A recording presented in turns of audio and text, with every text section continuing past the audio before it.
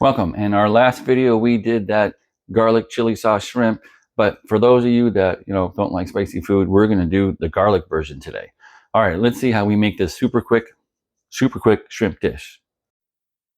Well, we're going to need about 10 shrimp, and of course, a couple of tablespoons of garlic and some salt and pepper. And we're going to add a little bit of rice to that. All right, we've got our pan super hot. We're using a little bit of cooking spray, and we'll throw our shrimp in there. Just stir that around. This dish really doesn't take a lot of time.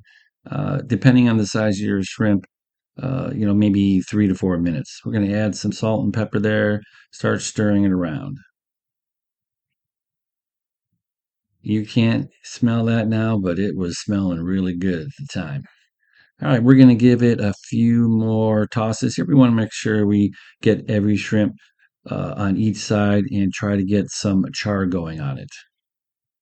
And you can see some of them have that char going. And we want to make sure we don't overcook this. We can use a thermometer, but just kind of go by tenderness.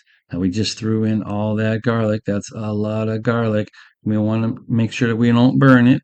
So we're not going to cook it too long in the pan. Now we're going to add a little bit of cornstarch slurry just so we can get those juices sticking to that tasty shrimp.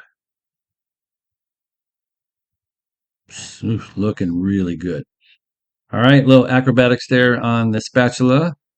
Voila, look at that plate. We've got some rice and the garlic shrimp, a little bit of green for looks. Oh, look at that.